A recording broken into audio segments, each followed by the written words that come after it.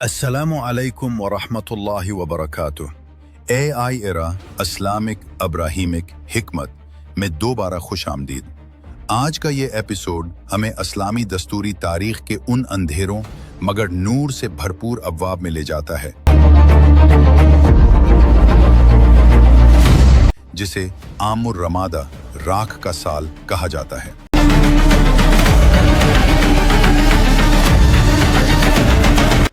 یہ وہ وقت تھا جب بھوک نے عرب کو نگل لیا،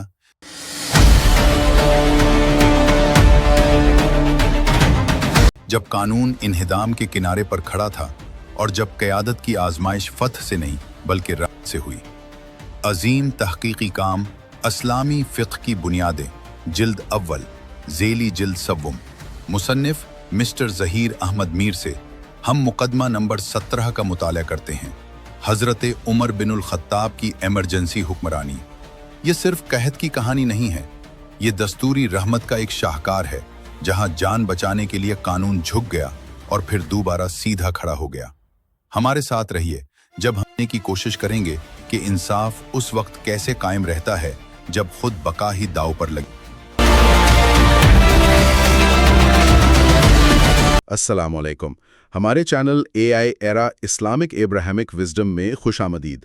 آج ہم مسٹر ظہیر احمد میر کی کتاب the foundation of Islamic jurisprudence, جلد 1، ذیلی جلد 3، حضرت عمر بن الخطاب رضی اللہ عنہ پر بات کریں گے۔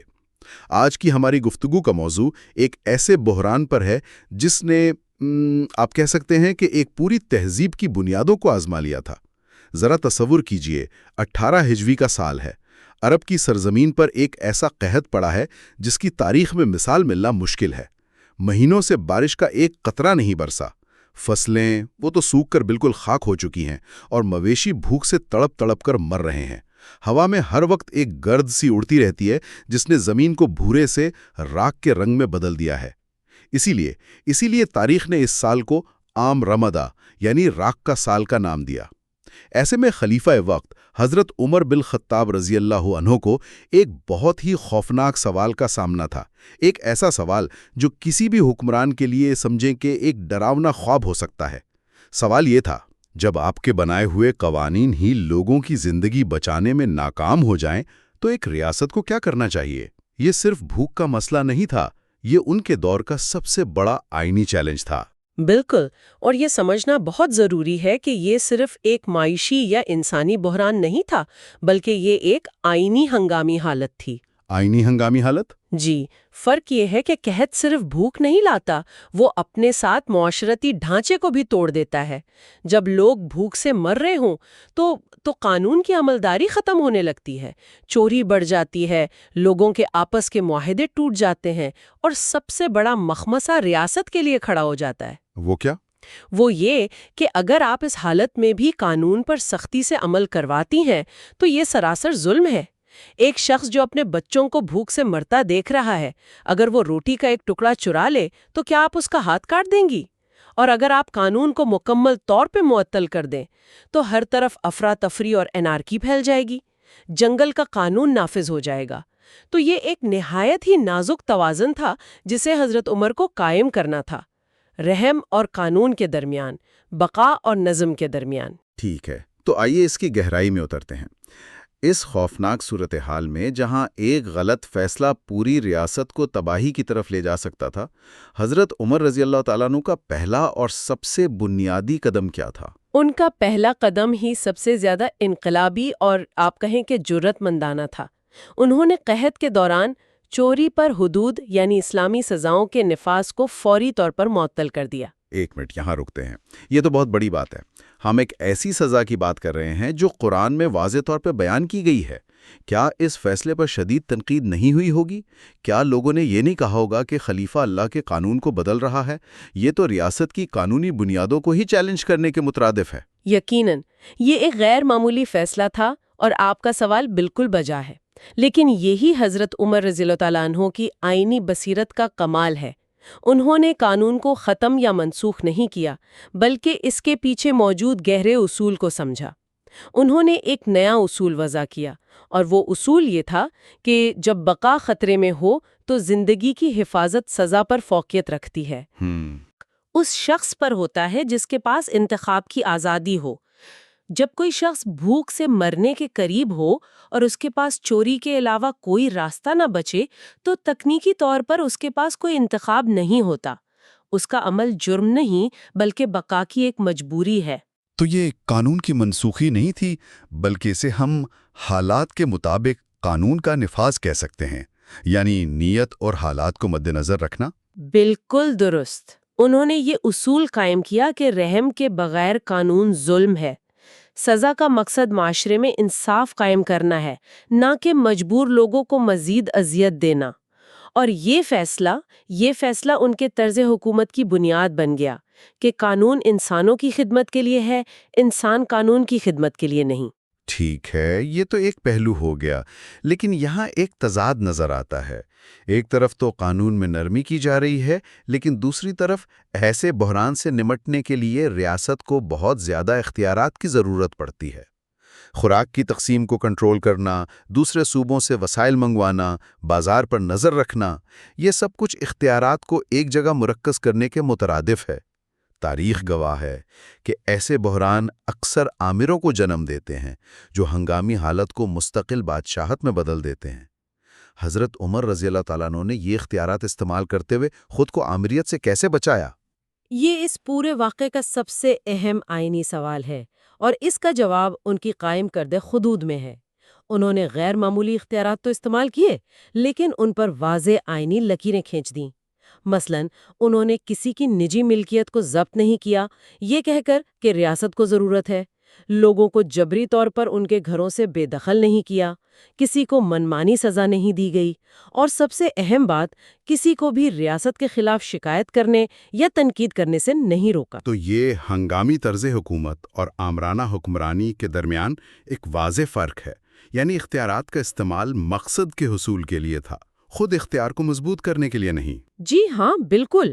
ان کے ہنگامی اختیارات عارضی تھے، ان کا ایک مخصوص مقصد تھا، یعنی لوگوں کی جان بچانا، اور وہ عوام کے سامنے جواب دہ تھے۔ انہوں نے یہ ثابت کیا کہ ایک مضبوط اور فیصلہ کن حکمران آئینی حدود میں رہ کر بھی مؤثر طریقے سے بحران کا مقابلہ کر سکتا ہے۔ ان کا ماڈل یہ سکھاتا ہے کہ ہنگامی حالت لامحدود اختیارات حاصل کرنے کا بہانہ نہیں بن سکتی۔ تو یہ تو نظریاتی بنیادیں ہو گئی، لیکن جب لوگ بھوک سے بلک رہے ہوں تو نظریات سے پیٹ نہیں بھرتا۔ عملی طور پر ریاستی مشینری نے زمین پر اس بحران کا جواب کیسے دیا؟ وہ کون سے ٹھوس اقدامات تھے جو کیے گئے؟ حضرت عمر رضی اللہ تعالیٰ عنہ نے فوری طور پر ریاست کے خزانے یعنی بیت المال کو ایک دفتر سے بدل کر ایک ہنگامی کمانڈ سینٹر میں تبدیل کر دیا۔ اس کا مطلب تھا کہ ریاست اب صرف ٹیکس وصول کرنے اور قانون نافذ کرنے والا ادارہ نہیں رہی، بلکہ بقا کی اس جنگ میں عوام کی ڈھال بن گئی تھی۔ اور اس کمانڈ سینٹر نے کام کیسے کیا؟ کیا حکمت عملی تھی؟ کئی کلیدی اقدامات تھے۔ سب سے پہلے خزانے کے تمام دروازے عوام کے لیے کھول دیے گئے۔ تمام ذخیرہ شدہ اناج، آٹا، تیل، سب کچھ تقسیم کے لیے نکال لیا گیا۔ دوسرا، تمام دیگر سرکاری اخراجات معطل کر دیے گئے۔ سڑکیں، عمارتیں، فوجی مہمات، سب کچھ روک دیا گیا۔ ترجیح صرف ایک تھی: انسانی زندگی۔ تیسرا، راشن کی مرکزی تقسیم کا ایک منظم نظام قائم کیا گیا تاکہ امداد ہر مستحق تک پہنچے، کسی سفارش یا حیثیت کی بنیاد پر نہیں۔ اور کیا ریاست کے وسائل کافی تھے؟ کیونکہ قحط تو پورے عرب میں پھیلا ہوا تھا۔ نہیں، مدینہ اور اس کے اطراف کے وسائل بالکل ناکافی تھے۔ اور یہاں ان کا چوتھا اور شاید سب سے اہم قدم سامنے آیا۔ انہوں نے ریاست کے دوسرے خوشحال صوبوں مصر، شام اور عراق کے گورنروں کو فوری حکم نامے بھیجے۔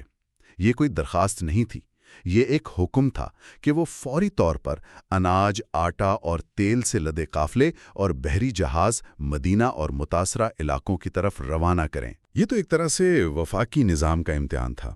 عام طور پر صوبے یا ریاستیں ایسے بحران میں اپنے وسائل کو بچا کر رکھنا چاہتی ہیں۔ کیا اس پر کوئی مزاحمت ہوئی؟ یہ سوال بہت اہم ہے۔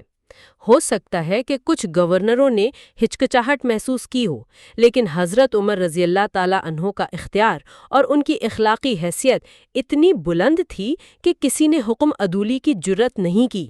اس اقدام نے اسلامی ریاست کا ایک عظیم آئینی اصول قائم کیا کہ بحران میں ریاست کے مختلف صوبے حریف نہیں ہوتے بلکہ ایک دوسرے کی زندگی کی ضمانت ہوتے ہیں۔ انہوں نے علاقائی سوچ کو ختم کر کے ایک متحدہ قومی رد عمل کو جنم دیا۔ یہ آج کی بٹی ہوئی دنیا کے لیے بھی بہت بڑا سبق ہے۔ اب ذرا اس کہانی کے انسانی پہلو کی طرف آتے ہیں۔ ایک طرف ریاست کی مشینری کام کر رہی تھی، لیکن دوسری طرف معاشرے کے اندر خاص طور پر بازار میں لالچ اور خود غرضی بھی سر اٹھا رہی ہوگی۔ جب بھی کوئی بحران آتا ہے، ذخیرہ اندوزی اور قیمتوں کا بڑھنا ایک لازمی نتیجہ ہوتا ہے۔ حضرت عمر نے اسے کیسے نمٹا؟ آپ نے بالکل صحیح کہا۔ جیسے ہی قحط شدید ہوا، کچھ تاجروں نے اناج اور دیگر ضروری اشیاء کو ذخیرہ کرنا شروع کر دیا تاکہ بعد میں منمانی قیمتوں پر فروخت کر سکیں۔ حضرت عمر رضی اللہ تعالیٰ عنہ نے اس معاملے میں صفر برداشت کی پالیسی اپنائی۔ انہوں نے ذخیرہ اندوزی کو سختی سے ممنوع قرار دے دیا اور قیمتوں کو مستحکم کرنے کے لیے براہ راست مداخلت کی۔ اسے ہم ہنگامی معاشی انصاف کا نام دے سکتے ہیں۔ ان کا موقف واضح تھا کہ بحران کے وقت منافع خوری انسانیت کے خلاف ایک سنگین جرم ہے۔ اور ان کی اپنی ذاتی مثال کیسی تھی؟ کیونکہ قیادت صرف حکم دینے کا نام نہیں، لوگ یہ بھی دیکھتے ہیں کہ حکمران خود کیسے زندگی گزار رہا ہے۔ یہاں بات بہت دلچسپ ہو جاتی ہے۔ ان کا شاید سب سے طاقتور آئینی قدم ان کا ذاتی عمل تھا۔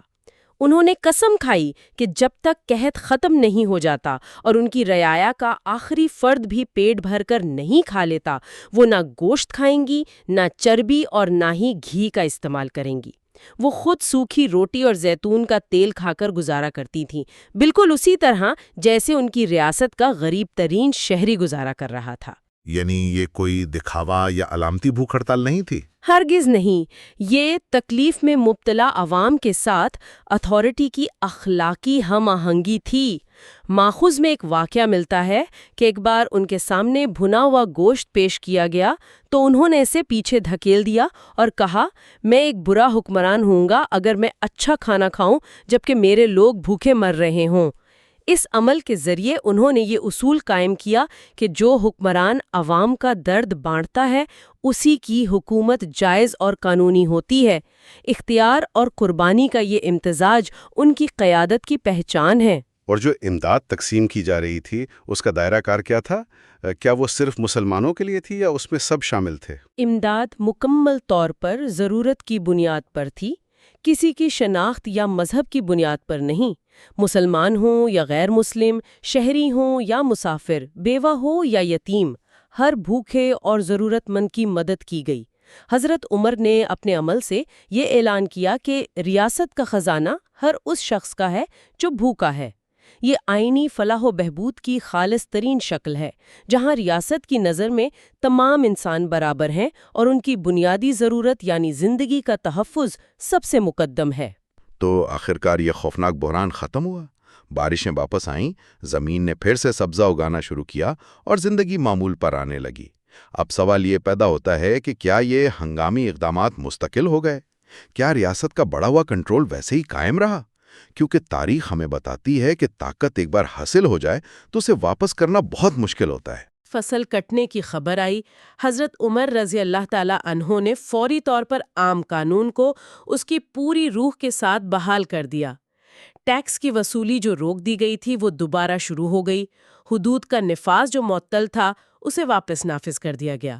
بازار کو اس کے معمول کے اصولوں پر کام کرنے دیا گیا، اور سب سے اہم، وہ تمام ہنگامی اختیارات جو خلیفہ نے اپنے ہاتھ میں لیے تھے وہ ختم کر دیے گئے۔ یعنی بحران کو کنٹرول کا مستقل بہانہ نہیں بنایا گیا۔ یہ تو آئینی دیانت کی ایک شاندار مثال ہے۔ یہی آئینی دیانت ہے۔ اس آخری قدم نے یہ اصول ہمیشہ کے لیے قائم کر دیا کہ ہنگامی اختیارات کو ہنگامی حالت کے خاتمے کے ساتھ ہی ختم ہو جانا چاہیے۔ انہوں نے ثابت کیا کہ بحران سے نمٹنے کے لیے اختیار لینا جتنا ضروری ہے، بحران کے بعد اس اختیار کو واپس کرنا اس سے بھی زیادہ ضروری ہے۔